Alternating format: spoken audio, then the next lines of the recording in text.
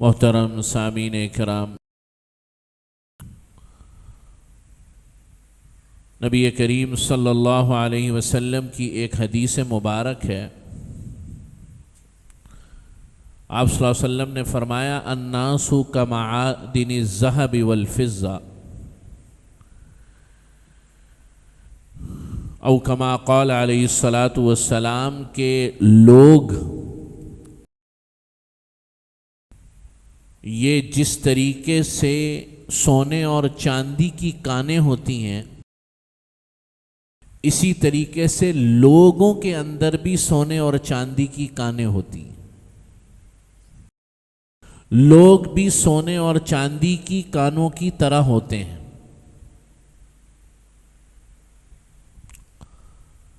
جیسے کان ہوتی ہے نا، سونے کی کان، چاندی کی کان، ہیرے کی کان، تو اس کو جب کھودا جاتا ہے تو اس کے اندر سے زر و جواہرات نکلتے ہیں، بیش قیمت قسم کی چیزیں ملتی ہیں۔ اور سچی بات ہے کہ کسی ملک کے اندر اگر ایسے وسائل ہوں تو وہ دنیا کے امیر ترین ملکوں میں شمار ہوتا ہے۔ ایسا ہے کہ نہیں؟ اللہ رب العزت نے ہماری اس مملکت کو بھی بیش بہا معادن سے اور بیش بہا خزانوں سے مالا مال فرمایا ہے، لیکن ہماری بدقسمتی کہ ان سے فائدہ نہیں اٹھا پا رہے۔ خیر، تو جس طریقے سے کان ہوتی ہے مختلف زر و جواہرات کی، اس طریقے سے لوگ بھی کانوں کی طرح ہوتے ہیں۔ کیا مطلب یہ کہ بعض لوگ بھی اتنے قیمتی ہوتے ہیں، ان کی ذات اتنی قیمتی ہوتی ہے کہ اس قیمت کا کوئی اندازہ نہیں لگایا جا سکتا۔ الناس کمعادن الذہب والفضہ، ایسے قیمتی لوگ اللہ تعالیٰ اس روئے زمین پر پیدا فرماتے ہیں۔ انہی قیمتی ترین ہستیوں میں بلکہ یہ کہوں گا کہ مسلمانوں کی نہیں، انسانیت کی قیمتی ترین ہستیوں میں ایک ہستی حضرت عمر فاروق رضی اللہ تعالیٰ عنہ۔ اور میں انشاءاللہ یہ بات بتاؤں گا آپ کو کہ میں نے جو لفظ بولا ہے انسانیت کی قیمتی ترین ہستیوں میں، مسلمانوں کی نہیں، کہ حضرت عمر فاروق کے انسانیت پر کتنے بڑے احسان ہیں۔ مسلمان تو مسلمان، اور یکم محرم الحرام کو شہادت کا دن ہے، گو کہ آج یکم محرم تو نہیں تو پھر شاید موقع نہ ملے، لیکن حضرت عمر فاروق رضی اللہ تعالی عنہ پر جو وار ہوا تھا وہ 26 ذو الحجہ کو ہوا تھا۔ کتنے؟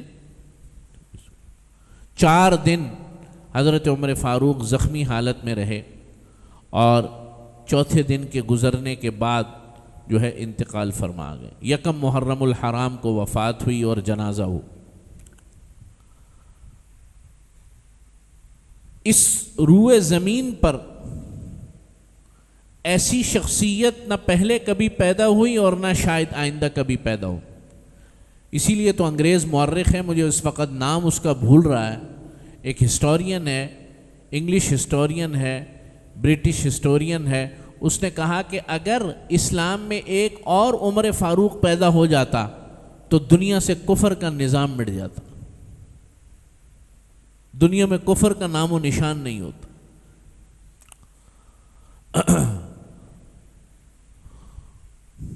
یہی وجہ ہے کہ آپ علیہ الصلاۃ والسلام نے یہ جو میں بات عرض کر رہا تھا نا شروع میں، جو بات کی کہ لوگ اپنی ذات میں ہر شخص بڑی قیمت رکھتا ہے، لیکن بعض ایسے بے قیمت لوگ ہوتے ہیں، وہ اس اعلیٰ ترین صفات کے مالک ہوتے ہیں، ان کے اندر وہ اخلاقیات، اللہ نے وہ صفات پیدا کی ہوتی ہیں۔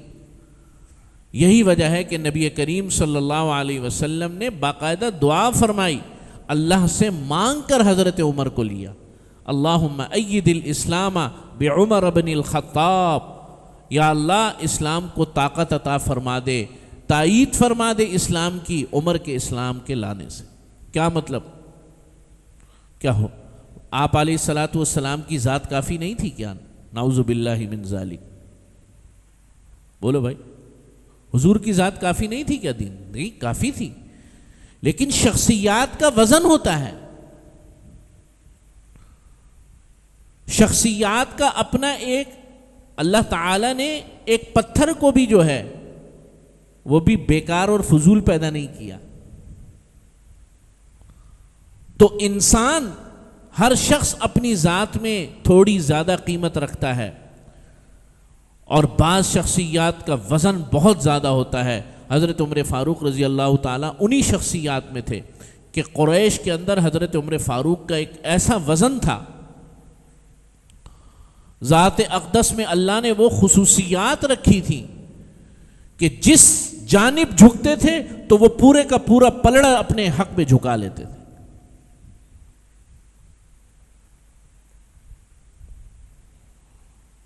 تو اس لیے آپ علیہ الصلوۃ والسلام نے دعا فرمائی، اللہم اید الاسلام بعمر بن الخطاب، یہاں تک کہ اسلام لے کر آئے اور 40ویں مسلمان بنے۔ کتنے؟ ہاں،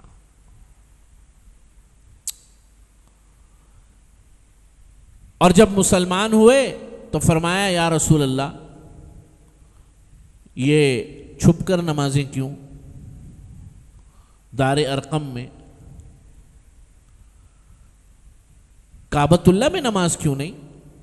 اذان کیوں نہیں ہو رہی؟ فرمایا یا اے عمر، تیری قوم نہیں کرنے دیتی، کیا کریں؟ حضرت عمر فاروق نے فرمایا آج سے نمازیں بیت اللہ کے اندر ادا ہوں گی۔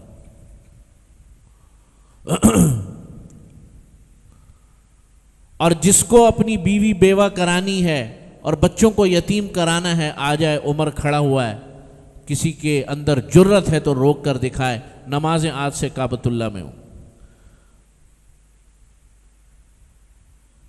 اس سے یہ نہ سمجھا جائے کہ نبی کریم صلی اللہ علیہ وسلم میں وہ جرت نہیں تھی، نعوذ باللہ من ذالک۔ یہ جرت، عمر کی جرت جو ہے وہ حضور کی ہی تو منہور منت تھی، لیکن جیسے میں نے شروع میں عرض کیا کہ شخصیت کا وزن ہوتا ہے۔ اللہ نے انسان کو بڑی خصوصیات کے ساتھ رب پیدا فرمایا۔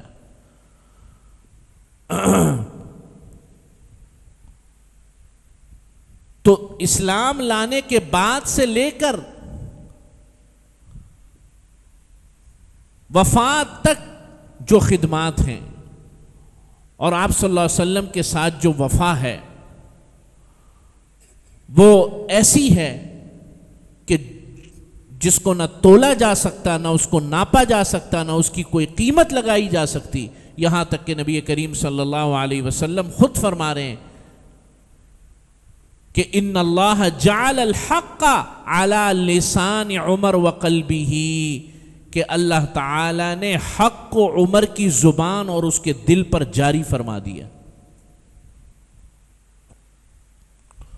یعنی عمر کے زبان سے جو بات نکلے وہ حق ہوتی ہے، عمر کے دل میں جو بات آئے وہ بھی حق ہوتی ہے۔ فرمایا کہ ہر امت کے اندر اللہ ایک محدث پیدا فرماتے ہیں۔ کیا محدث؟ کیا ہوتا ہے وہ؟ صحابہ نے کہا وہ کیا ہوتا ہے؟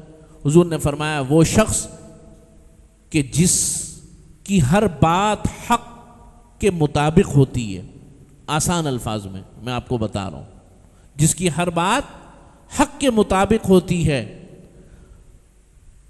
اور اس امت کا محدث جو ہے وہ کون ہے؟ عمر۔ فرمایا کہ ہر نبی کے 2 وزیر آسمانوں میں ہوتے ہیں اور 2 وزیر زمین پر ہوتے ہیں۔ میرے 2 وزیر آسمانوں پر جبرائیل اور میکائیل ہیں، اور زمین پر میرے 2 وزیر ابو بکر و عمر۔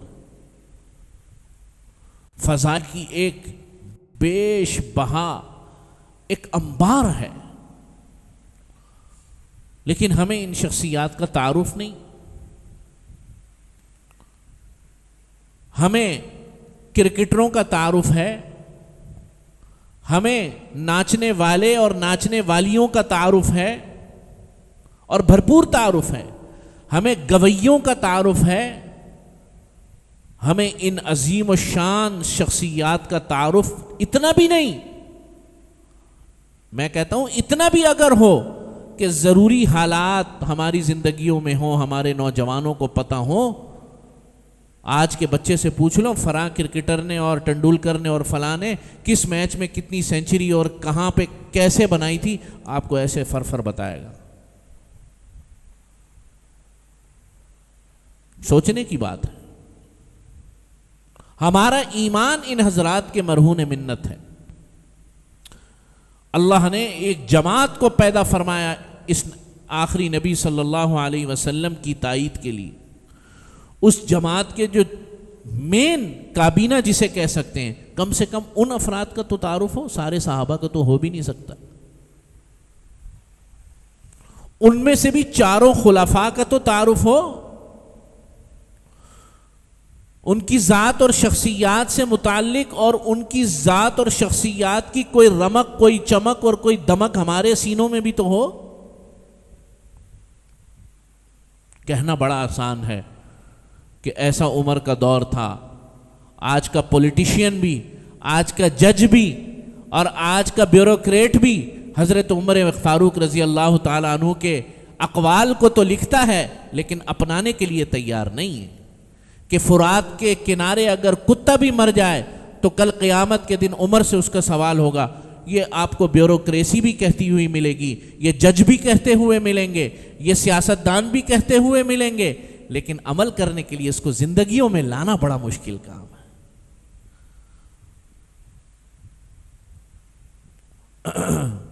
تو میں جیسے عرض کر رہا، اللہ تعالی آپ صلی اللہ علیہ وسلم فرما رہے اللہ نے عمر کے دل اور اس کے قلب پر جاری فرما دیا ہے، حق کو جاری فرما دی. شاہ ولی اللہ محدث دہلوی فرماتے ہیں کہ قرآن مجید میں کم سے کم 10 مقامات ہیں. شاید میں نے پچھلے سال 1-2 مقامات عرض بھی کیے تھے.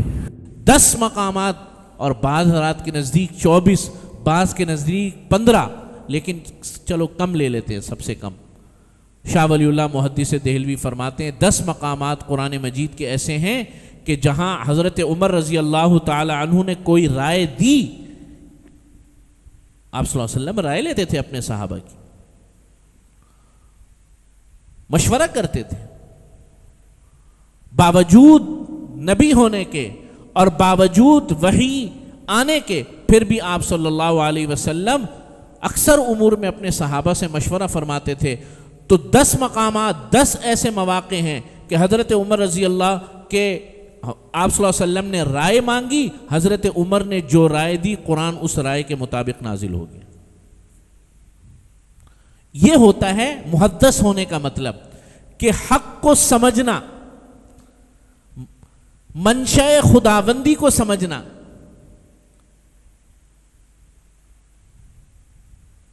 آپ سمجھ رہے ہیں بات؟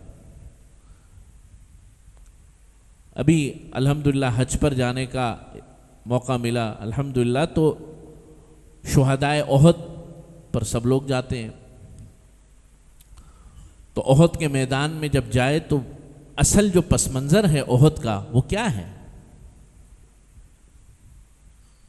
وہ کیا ہے؟ وہ یہ ہے کہ بدر میں 70 کفار مردار ہوئے. بدر میں پہلی جنگ کون سی تھی؟ بدر میں. اور 70 کو قید کیا. سمجھ رہے ہیں بات؟ 70 کو قید کیا. اب ان قیدیوں کا کیا کرنا ہے بھائی؟ مشورہ ہوگا. سب نے مشورہ دی. کسی نے کہا چھوڑ دیں، کسی نے کہا فدیہ لے لیں، تاوان لے لیں. بہرحال طے یہ ہوا کہ ان کو فدیہ لے کر کیا کر دیتے ہیں؟ چھوڑ دیتے ہیں. حضرت عمر سے فرمایا یا رسول اللہ، حضرت عمر نے کہا عمر تمہاری کیا رائے؟ حضرت عمر نے فرمایا یا رسول اللہ میری رائے ہے کہ ان سب کو قتل کر دیا جائے تاکہ اسلام کا سکہ جم جائے، بیٹھ جائے. یہ پہلی جنگ ہے، آج ان کو ہمیشہ کے لیے سبق سکھا دیا جائے. 70 ان کے سردار مر چکے ہیں، 70 یہ جو قید ہوئے ان کو بھی قتل کر دیا جائے. نبی کریم صلی اللہ علیہ وسلم کے دل میں رحم زیادہ تھا. حضرت ابوبکر کی رائے بھی یہی تھی. قرآن مجید میں پوری آیت نازل ہو گئی.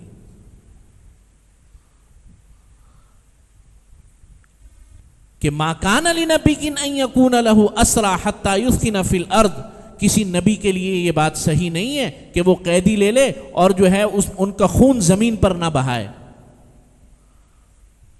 اور فدیہ اور تاوان لے کر چھوڑ دے۔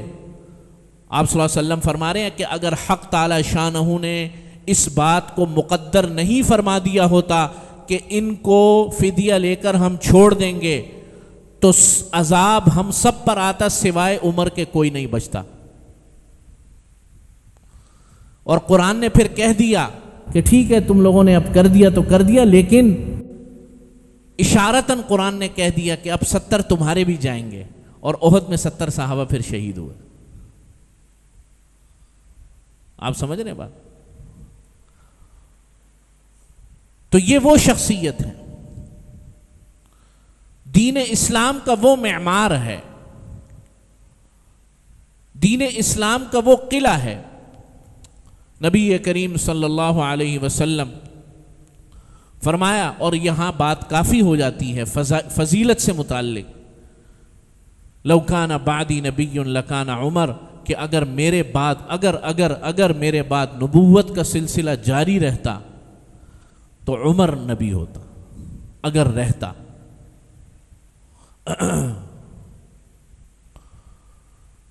تو حضرت عمر فاروق رضی اللہ تعالیٰ عنہ کی ذات اقدس یہ وہ ذات ہے کہ جس کے پڑھنے اور اس کے سننے میں بھی نور ہے۔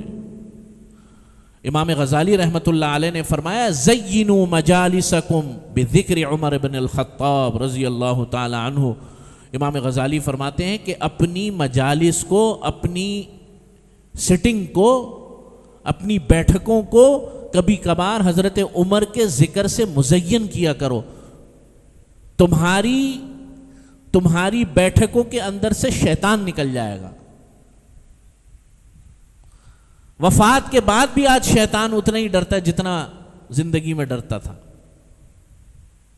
اللہ نے وہ رعب اور دبدبہ قائم فرمایا۔ ایک موقع پر نبی کریم صلی اللہ علیہ وسلم اپنی ساری ازواج مطہرات کے ساتھ بیٹھے ہوئے تھے، سب موجود تھیں، اور بات چیت چل رہی تھی، تو بات چیت کے دوران کچھ ازواج کی آواز اونچی ہو گئی، وہ کوئی بات ہو رہی ہوگی، بحث چل پڑی ہوگی کوئی، اس بحث میں آواز کیا ہو گئی؟ اونچی ہو گئی۔ اتنے میں حضرت عمر فاروق رضی اللہ تعالیٰ عنہ آ گئے، کھٹکھٹایا، کون؟ عمر۔ ساری کی ساری خاموش ہو گئی اور سب اندر چلی گئی۔ نبی کریم صلی اللہ علیہ وسلم ہنس پڑے، فرمایا عمر کے مزاج اور اس کے رعب سے انسان شیطان بھی ڈرتے ہیں۔ یعنی ازواج مطہرات بھی سہم کر اندر چلی گئیں، ان میں سے ایک تو خود بیٹی تھی حضرت حفصہ۔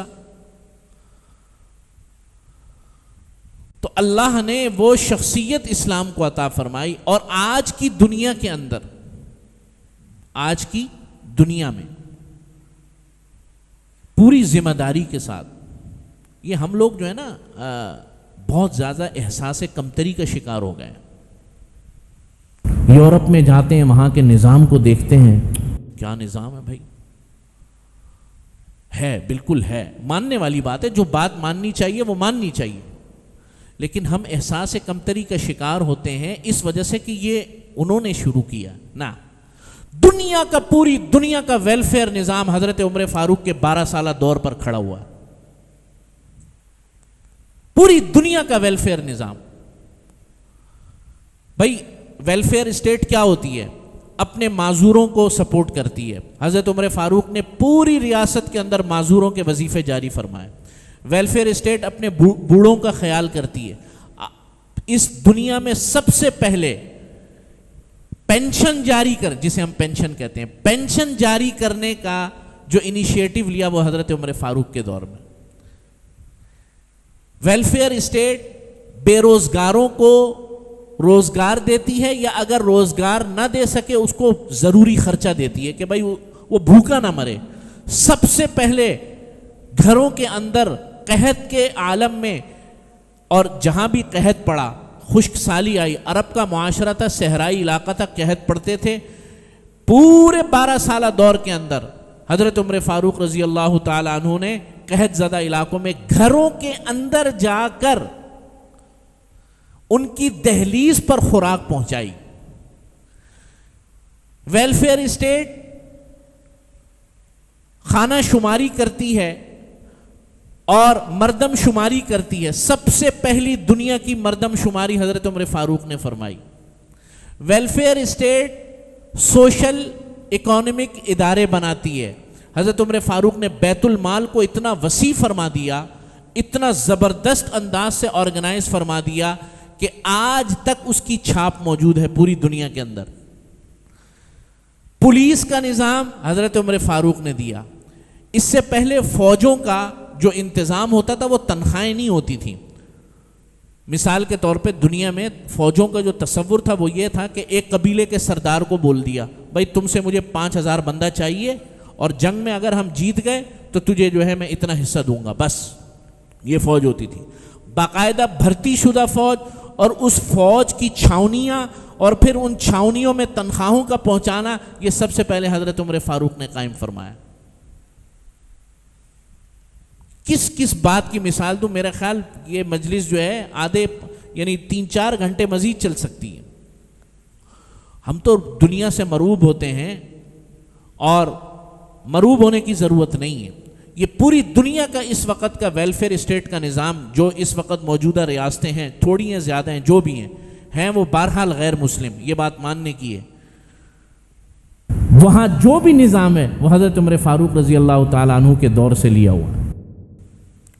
ویلفیئر اسٹیٹ کا تصور ہی حضرت عمر فاروق نے پیش کیا اس دنیا کو, اس سے پہلے کوئی تصور نہیں تھا. مسافر خانے بنوائے, 2000 جامعہ مساجد بنوائیں, بڑی مسجدیں, اور 4000 چھوٹی مساجد بنوائیں. ہر مسجد کے ساتھ مہمان خانہ بنوایا,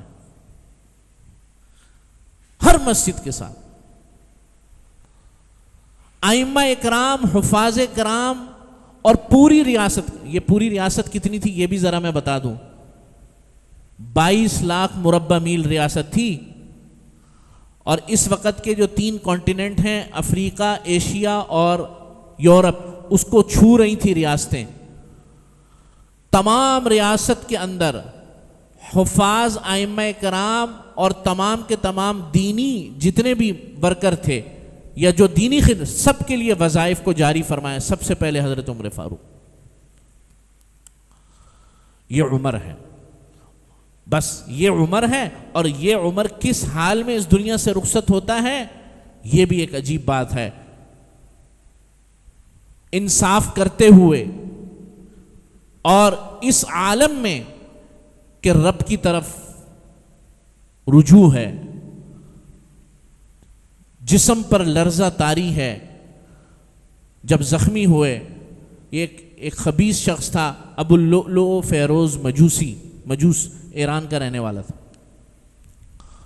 وہ حضرت مغیرہ بن شعبہ کا غلام تھا.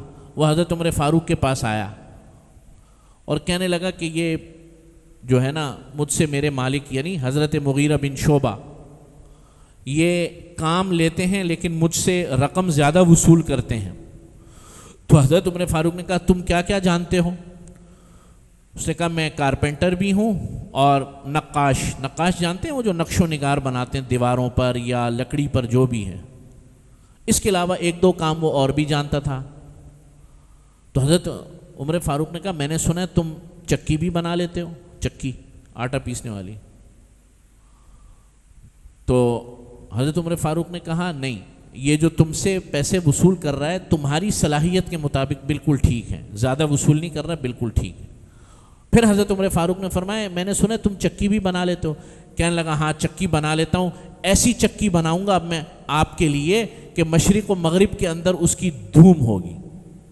حضرت عمر نے فرمایا مجھے قتل کی دھمکی دے کر گیا ہے,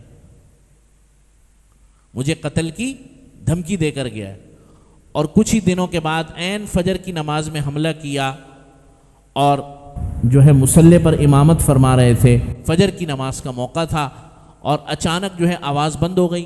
پہلی صف والوں کو تو پتہ تھا کیا ہوا, پیچھے والی صف والوں کو نہیں پتہ کیا ہوا. تو حضرت عبد الرحمن بن عوف بالکل جو ہے قریب میں تھے, ان کو آگے کر دیا. نماز مکمل, حضرت عبد الرحمن بن عوف نے چھوٹی سی نماز پڑھائی. تو دیکھا امیر المؤمنین جو ہیں وہ زخمی ہیں. اور یہ جو ابو اللؤلؤ جو تھا یہ ایسے چیرتے ہوئے صفوں کو مختلف لوگوں پر حملہ کرتے ہوئے 12 لوگوں پر حملہ کیا، جن میں سے 7 اسی وقت شہید ہو گئے۔ پھر ایک شخص نے ایک بڑی چادر اس کے اوپر ڈالی، اس کو قابو میں کیا۔ جب اس کو پتہ چل گیا کہ مجھے پکڑ لیا تو خود اپنے آپ کو بھی مار لیا۔ تو حضرت عمر فاروق نے سب سے پہلا سوال کیا مجھے مارا کس نے؟ فرمایا ابو اللؤلؤ فیروز مجوسی نے۔ مجوسی تھا وہ، مسلمان نہیں تھا۔ فرمایا الحمدللہ کہ میں کسی مسلمان کے ہاتھوں جو ہے زخمی نہیں ہوں۔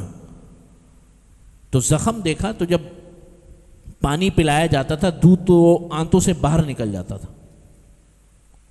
تو اس وقت صحابہ کو محسوس ہو گیا کہ اب آثار بچنے کے کم ہیں۔ تو حضرت عائشہ رضی اللہ تعالی عنہا کو پیغام بھجوایا کہ عمر چاہتا ہے، اور اپنے بیٹے کو کہا عبداللہ ابن عمر کو پیغام بھیجا کہ جاؤ اماں کے پاس جاؤ اور امیر المؤمنین نہ بولنا، اب میں امیر المؤمنین نہیں ہوں، اور اماں سے پوچھو کہ عمر جو ہے یہاں پر دفن ہونا چاہتا ہے۔ تو حضرت عائشہ رضی اللہ تعالیٰ نے فرمایا کہ میں نے تو یہ جگہ اپنے لیے رکھی تھی کہ اپنے باپ اور شوہر کے ساتھ جو ہے وہ مدفون ہو جاؤں گی، لیکن میں اپنی ذات پر عمر کو ترجیح دیتی۔ چنانچہ انتقال ہو گیا، لیکن عبداللہ ابن عمر کو فرمایا اپنے بیٹے کو کہ ہو سکتا ہے کہ میں ابھی زندہ تھا، میرے لحاظ میں شاید اماں نے اجازت دے دی ہو، تم ایک دفعہ پھر جنازے کو لے کر جانا، جنازہ پڑھانے کے بعد ایک دفعہ پھر اجازت لے لینا، اجازت دے دیں تو ٹھیک ہے ورنہ بقیع میں تدفین کر دینا۔ چنانچہ ایسے ہی کیا۔ حضرت عائشہ رضی اللہ تعالی عنہا نے اپنا سارا سامان سمیٹا، ویسے تو وہ حجرے سے متصل ہی تھی، اور اس جگہ کو جو ہے حضرت عمر فاروق رضی اللہ تعالی عنہ کے سپرد فرمایا، بیٹے کے سپرد فرمایا، وہیں تدفین ہوئی۔ تو ہاکذا نبعث یوم القیامہ۔ ایک مرتبہ آپ صلی اللہ علیہ وسلم مسجد نبوی میں تشریف لا رہے تھے، سیدھے ہاتھ پر جو ہے حضرت ابوبکر تھے، الٹے ہاتھ پر حضرت عمر تھے، ایسے۔ تو آپ صلی اللہ علیہ وسلم نے دونوں کا ہاتھ پکڑا اور فرمایا ہاکذا نبعث یوم القیامہ، قیامت کے دن اسی طریقے سے ہم بھی مبعوث ہوں۔ اللہ تعالی ہم تینوں کو قیامت میں اسی طرح اٹھائے۔ تو میرے عزیز دوستوں اور بزرگوں، اپنی مجالس کو، اپنی زندگیوں کو ان شخصیات سے مزین کرو، صرف عقیدت نہ رکھو، ان کے اوصاف، ان کے کمالات، ان کی زندگیوں کو اپنانے والا اللہ تعالی ہم سب کو بنا دے۔ وآخر دعوانا ان الحمد للہ رب العالمین۔